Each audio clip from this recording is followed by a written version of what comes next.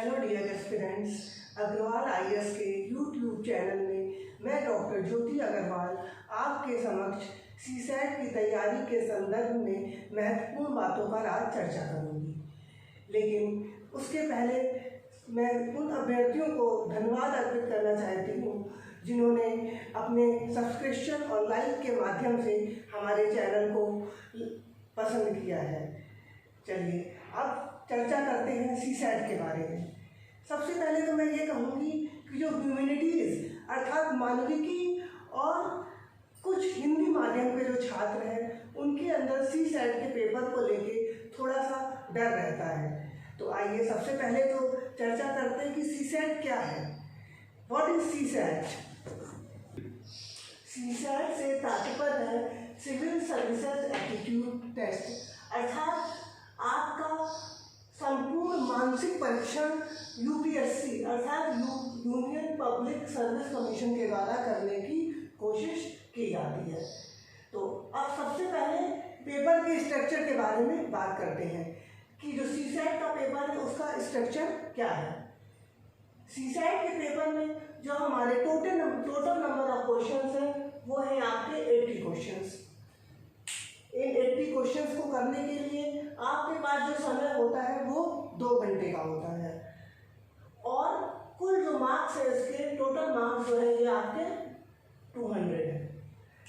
लेकिन सबसे महत्वपूर्ण बात ये है कि जो आपका सीसैट का पेपर है ये क्वालिफाइंग नेचर का है, अर्थात इस पेपर में 33% अंक लाकर आप इस पेपर को क्वालिफाई कर लेते हैं। परंतु क्वालिफाइंग नेचर के साथ साथ ये महत्वपूर्ण भी बहुत है, क्योंकि सीसैट का पेपर क्वालिफाई अर्थात आपके जो जीएस सेकंड पेपर है ये क्वालिफाई करने के पश्चात ही आपका जीएस फर्स्ट पेपर जो है प्री का वो चेक होता है।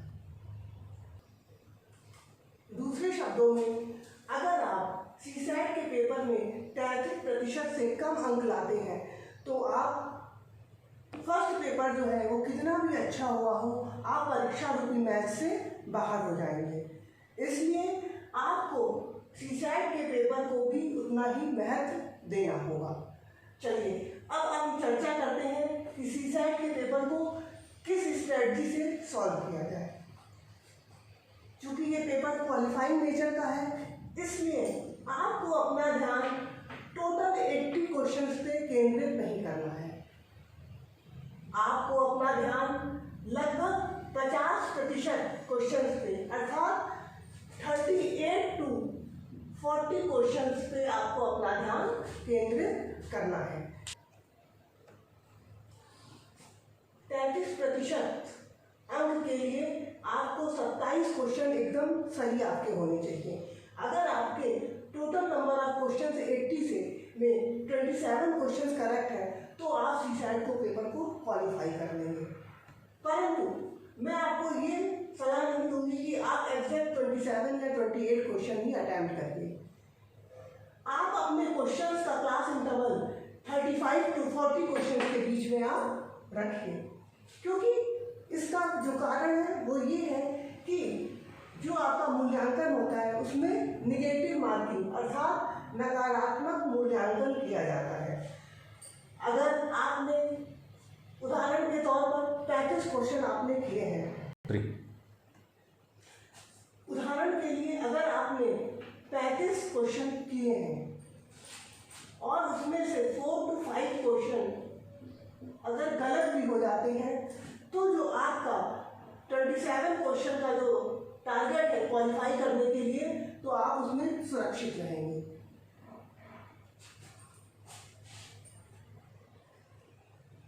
तो ऐसा मैं इसलिए कह रही हूँ क्योंकि 35 क्वेश्चन में अगर आपके 4 क्वेश्चन गलत भी हो जाते हैं तो आपके सही प्रश्नों की संख्या कितनी होगी? 31 क्वेश्चन आपके सही हैं और निगेटिव मार्किंग की वजह से 1/3 अंक आपके काट लिए जाते हैं, तब भी आप लगभग 29 क्वेश्चन के आसपास रहेंगे, अर्थात आपके 29 क्वेश्चन सही हैं, जो कि जो 27 क्वेश्चन का जो आपका पैरामीटर है आप उसके आसपास उससे आराम से सुरक्षित हैं। इसलिए आपको एकदम कट टू कट अपना लक्ष्य 30 क्वेश्चन के आसपास निर्धारित नहीं रखना है। वो ऐसा मैं इसलिए कह रही हूँ क्योंकि अग्रवाल IAS के जो ऑफलाइन क्लासेस हमारे चलते हैं, लगभग 4-5 सालों से जो चल रहे हैं, उसमें ये देखने में आता है कि जो क्लास टेस्ट होते हैं हमारे, उसमें जो मेधावी छात्र भी हैं वो अगर 35 क्वेश्चन अटैम्प्ट करते हैं तो कम से कम 2-3 प्रश्न के उत्तर उनके भी गलत हो जाते हैं। इसलिए अपने आप को सुरक्षित रखने के लिए आप अपना लक्ष्य 28 से 30 क्वेश्चन के आसपास निर्धारित ना करके 35 से 40 क्वेश्चन के आसपास निर्धारित करिएगा। तो चलिए अब चर्चा करते हैं कि CSAT के कितने मुख्य भाग हैं। मेन CSAT के पेपर को हम कितने भागों में, कितने सेगमेंट्स में हम डिवाइड कर सकते हैं। तो मेन जो सेगमेंट्स हमारे हैं वो 3 सेगमेंट्स हैं। फर्स्ट मैथ्स का सेगमेंट है, second reasoning and third comprehension. Maths अर्थात जो गणित का जो भाग है उसमें से अगर हम प्रीवियस ईयर्स के क्वेश्चन पेपर को देखें, 4-5 सालों के पेपर को 2014 से जब से CSAT क्वालिफाइंग नेचर का हुआ है, अगर तब से 2019 तक के प्रश्न पत्रों को हम देखें तो हम देखेंगे लगभग 18 to 22 क्वेश्चंस जो है वो हमारे मैथ्स अर्थात गणित के भाग से आते हैं।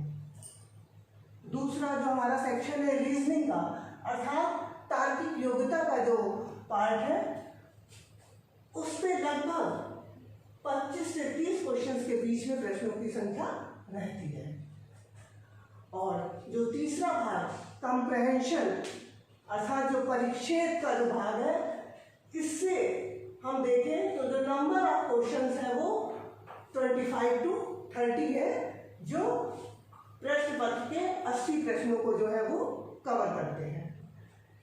तो इन 3 सेगमेंट्स के माध्यम से CSAT के पेपर में हमारा जो है संपूर्ण मानसिक परीक्षण होता है। मैथ्स के द्वारा आपका जो है कैलकुलेशन पार्ट अर्थात मानसिक परीक्षण का जो है कैलकुलेटिव पोर्शन जो है उसकी जो है जो आपकी जो है जांच की। अब मैथ्स के सेक्शन में मेन जो आपका जो ध्यान है वो आपको कुछ टॉपिक्स मैंने ये लिखे, इन पे आपको केंद्रित करना है। जैसे सबसे पहला टॉपिक है आपका परसेंटेज, प्रतिशत। सेकंड है एवरेज और मीन अर्थात औसत या माध्य। Then ratio and proportion, ratio and proportion. Then number system. उसके बाद आपका आता है डाटा इंटरप्रिटेशन। ये जो मैंने 1, 2, 3, 4, 5 जो आपको मेन मैथ्स के जो सेक्शन बताए हैं, इसके अतिरिक्त और सेक्शन से भी क्वेश्चंस आते हैं, परंतु आपको अपना ध्यान 80 क्वेश्चंस पे फोकस नहीं करना है प्रश्न पत्र पे, कि सिर्फ 40 क्वेश्चंस पे अर्थात 50% क्वेश्चंस पे ही केंद्रित करना है। तो अगर आप गणित के इन सेक्शंस के क्वेश्चन तैयार कर लेंगे तो आसानी से आप 8 से 10 क्वेश्चंस इन सेक्शंस को तैयार करके हल कर सकते हैं। इसलिए आपको और बहुत भटकने की जरूरत नहीं है। क्वेश्चन पेपर को आप अगर देखेंगे तो इसके अतिरिक्त आपको और सेगमेंट्स के भी क्वेश्चन मिलेंगे, लेकिन ये सेगमेंट्स आपको समझने में भी आसान है और इनको करने में समय भी बहुत अधिक आपको नहीं लगेगा।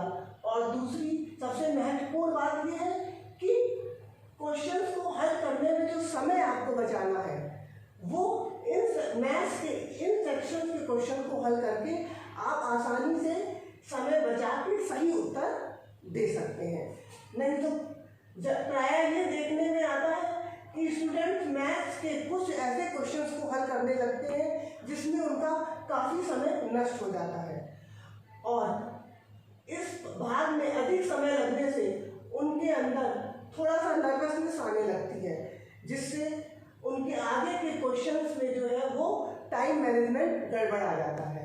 इसलिए मैं आपको ये कहूँगी कि और सेक्शंस पे ध्यान केंद्रित ना करके मैथ्स के इन्हीं सेक्शंस पे आप अपना ध्यान केंद्रित करिए। ये जो सबसे लास्ट आपका DI डाटा इंटरप्रिटेशन का जो पार्ट है, इसमें जो क्वेश्चंस आते हैं वो आपके ग्राफ के फॉर्म में आते हैं। वो ग्राफ कई प्रकार के हैं, वो मैं अपने आगे आने वाले लेक्चर्स में आपको डिटेल में बताऊंगी। लेकिन इन क्वेश्चंस को करने के लिए भी आपको परसेंटेज, प्रतिशत और औसत, इन दो भागों के आपको कमांड बहुत अच्छा होना चाहिए। इसलिए आपको परसेंटेज और एवरेज ये जो टॉपिक है, इनका लाभ आपको DI के क्वेश्चंस को सॉल्व करने में मिलेगा।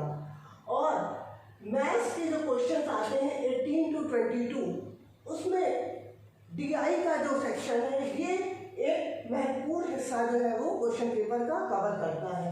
लगभग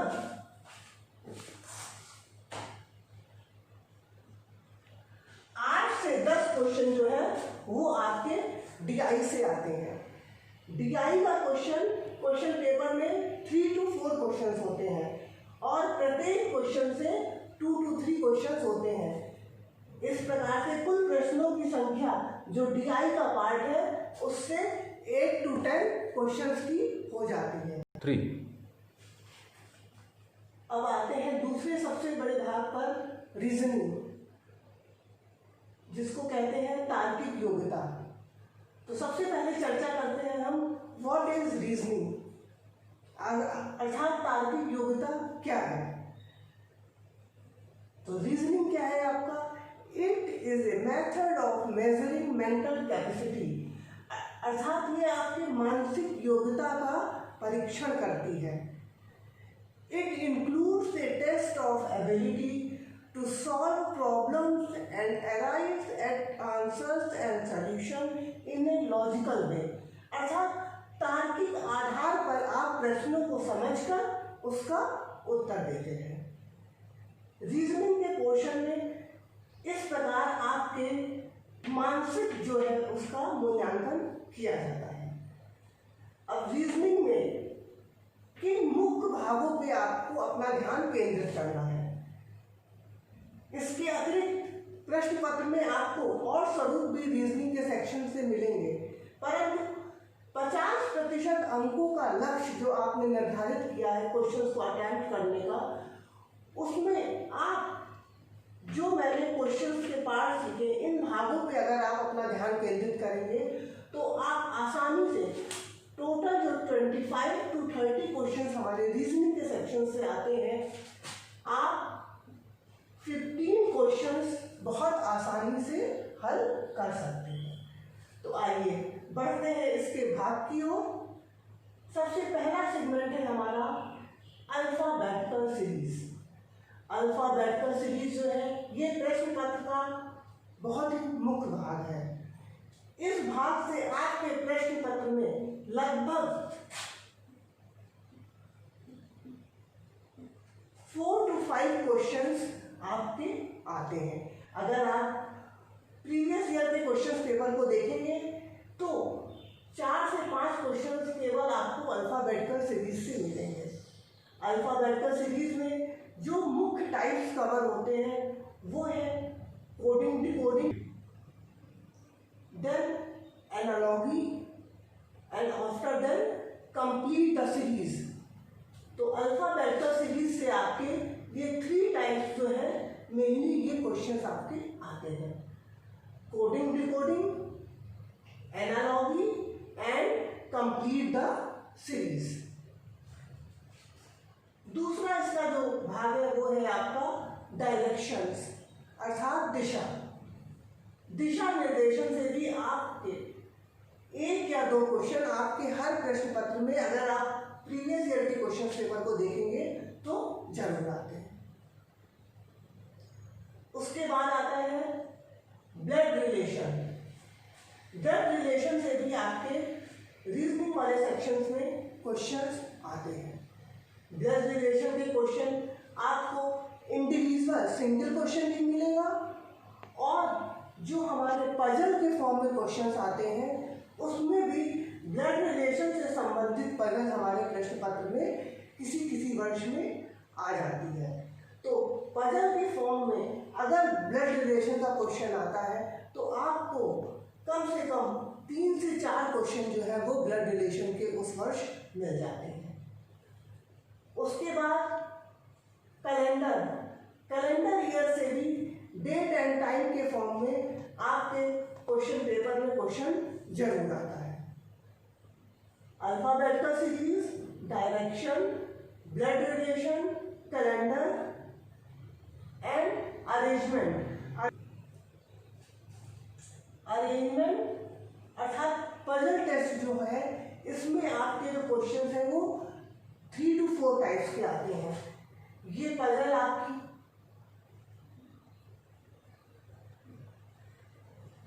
फैमिली से रिलेटेड पजल भी हो सकती है,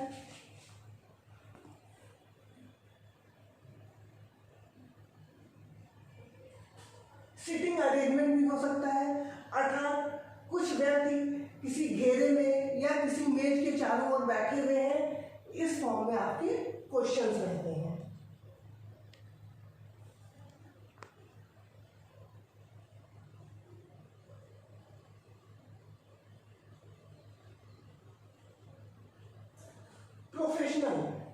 प्रोफेशनल पजल में रहता है 5 या 6 व्यक्तियों का एक समूह दिया हुआ है, वो अलग अलग व्यवसाय में आपके जो है कार्य करते हैं या अलग अलग व्यवसाय से संबंधित है, उससे रिलेटेड एक पैरा के फॉर्म में आपकी एक क्वेश्चन पजल रहती है।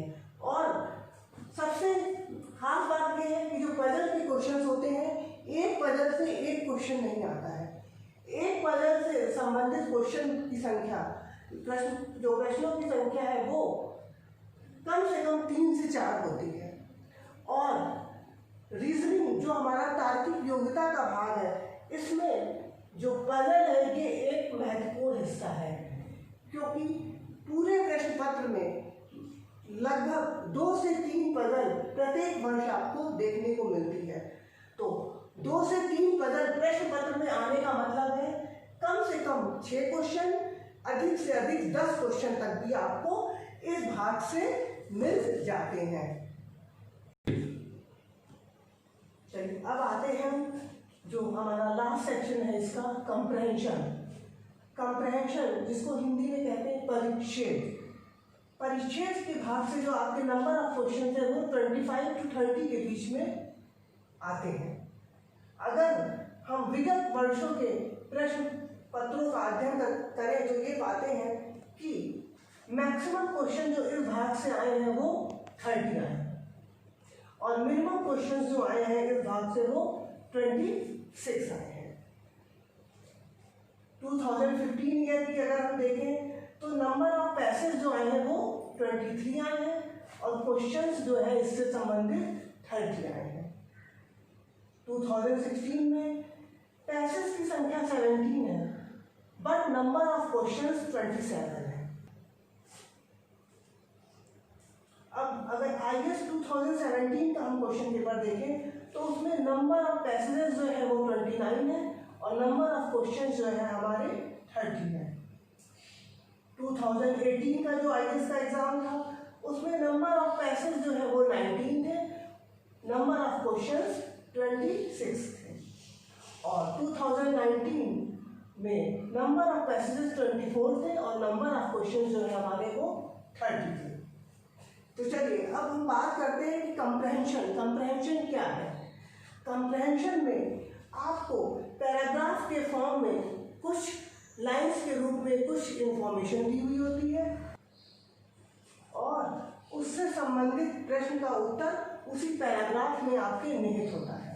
तो यूपीएससी का कंप्रहेंशन टेस्टिंग के पीछे क्या उद्देश्य रहता है, वो ये है कि आप कम समय में लिखी हुई चीज़ों को पढ़ के, उसको समझ के, उसका उत्तर देने में सक्षम हैं।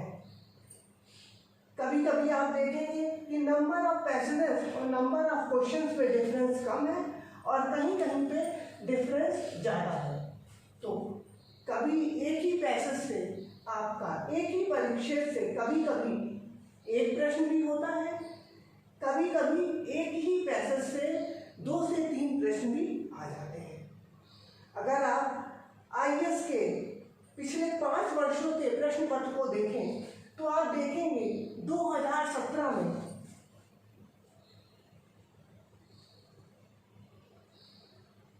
परिच्छेद सबसे ज़्यादा 29 परिच्छेद आपके प्रश्न पत्र में आए हैं और उनसे संबंधित प्रश्न 13 हैं। अर्थात आपको एक परिच्छेद पढ़ के एक प्रश्न का उत्तर देना है। जब एक परिच्छेद से एक प्रश्न आता है तो वो जो परिच्छेद होता है वो 6 to 7 लाइन्स या मैक्सिमम 8 लाइन्स के रहते हैं। लेकिन जिस परिच्छेद से संबंधित प्रश्नों की संख्या 1 से अधिक होती है वो परिच्छेद का आकार जो है वो थोड़ा बड़ा होता है। अर्थात वो परिच्छेद लगभग 15 से 20 लाइन्स का होता है। तो इसलिए इस सेक्शन से कंप्रहेंशन अर्थात परिच्छेद का जो सेक्शन है, इस सेक्शन से आपको 15 to 17 क्वेश्चंस को, प्रश्नों को हल करने का अपना टारगेट निर्धारित करना है। तो रीजनिंग वाले पोर्शन से आपको 15 to 17 प्रश्नों को हल करने का टारगेट रखना है और मैथ्स का जो सेक्शन है उस भाग से आपको 8 से 10 क्वेश्चन को हल करने का लक्ष्य निर्धारित करना है। तो अब आइए बात करते हैं कि जो 50% अंक का जो आंकड़ा है वो आप मेरे द्वारा बताए गए सुझाव का पालन करके आसानी से आप लगभग 35 से 40 का जो क्लास इंटरवल है उस बीच में प्रश्नों को हल कर सकते हैं। अगर आप मैथ्स में 8 से 10 अर्थात अगर आप 8 क्वेश्चंस को भी हल करते हैं, रीजनिंग में 17 क्वेश्चन को हल करते हैं तो 17 और 8 आपका हो गया 24। और कंप्रहेंशन के सेक्शन से अगर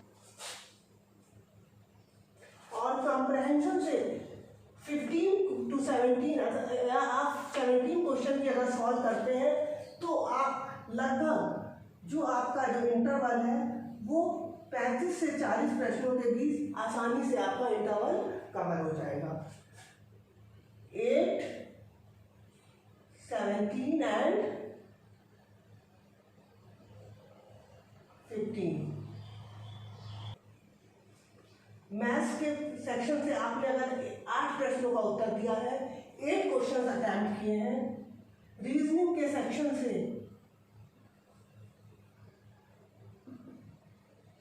17 क्वेश्चन अटेम्प्ट किए हैं और कंप्रहेंशन परिच्छेद के सेक्शन से आपने 15 क्वेश्चन अटेम्प्ट किए हैं।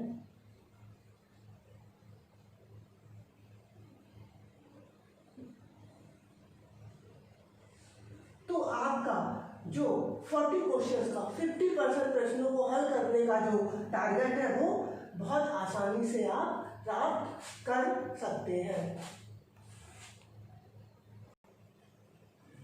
तो इस प्रकार आप जो मैंने अभी तक बताया है उन भागों से प्रत्येक 3 भाग से जो जो भाग हमने बताए हैं उन पे फोकस करके आप आसानी से जो अपना 50% अंक प्रश्नों को हल करने का लक्ष्य है अर्थात 40 क्वेश्चंस को आसानी से आप पा सकते हैं।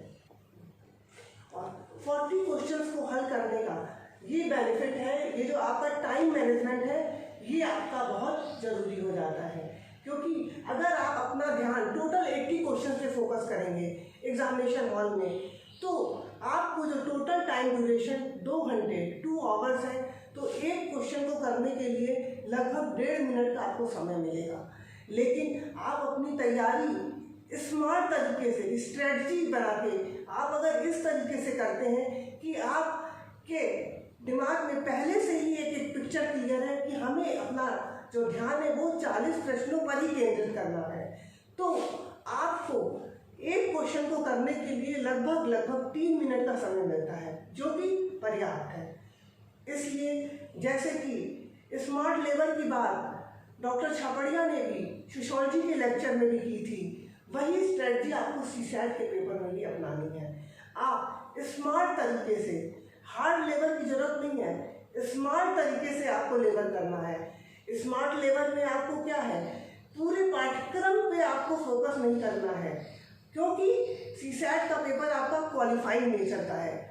आपका सीसैट के पेपर में जो मुख्य लक्ष्य है, जो मुख्य स्ट्रेटजी जो आपको अपनानी है, वो क्या होनी चाहिए, आप आसानी से, सुरक्षित तरीके से, स्मार्ट तरीके से आप अपना जो इस पेपर है वो क्वालिफाई कर लें, और जो फर्स्ट पेपर जीएस का फर्स्ट पेपर है उसकी कॉपी आपकी आसानी से मूल्यांकन में हो जाए। इसलिए आपको इस लेक्चर में मैं बार बार यही आपको फोकस करना चाहूँगी कि स्मार्ट तरीके से तैयारी करनी है।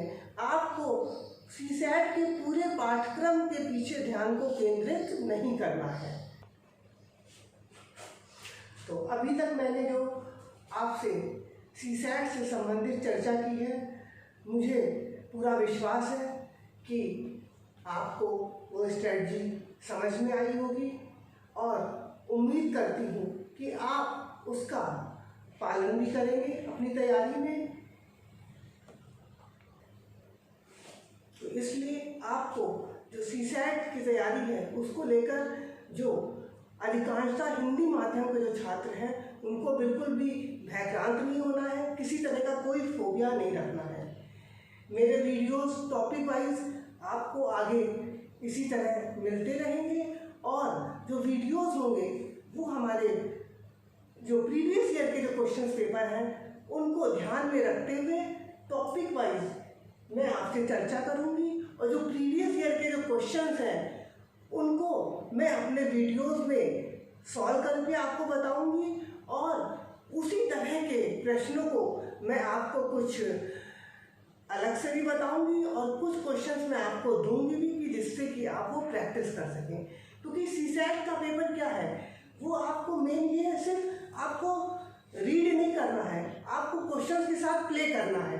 जैसे मैच में जब आप एंजॉय क्यों करते हैं, क्योंकि आप उसको प्ले करते हैं, लेकिन यहाँ सीसैट के पेपर के क्वेश्चंस के साथ जिस दिन आप प्ले करना शुरू कर देंगे तो उस दिन आप देखेंगे कि सीसैट का पेपर जो खास तौर से हिंदी मीडियम के जो छात्र हैं उनके लिए सबसे आसान, सबसे इजी हो जाएगा।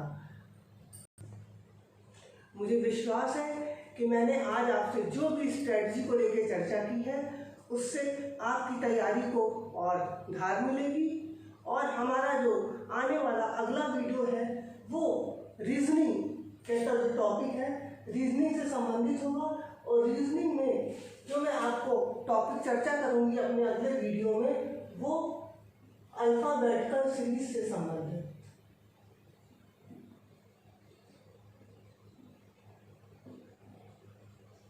टॉपिक होगा।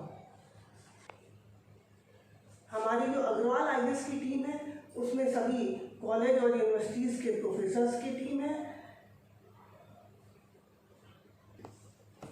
जो आपको गुणवत्तापरक मार्गदर्शन देने के उद्देश्य से यहाँ है, प्रतिबद्ध है। लेकिन आपके समर्थन और सुझाव भी आवश्यक हैं जो हमारी टीम की ऊर्जा और उत्साह को बढ़ाते हैं। आपके अच्छे सुझावों से हम अपने आप को परिमार्जित करते रहते हैं। यह लेक्चर आपको पसंद आया हो तो अधिक से अधिक शेयर करें, लाइक करें और सब्सक्राइब करें। Thank you.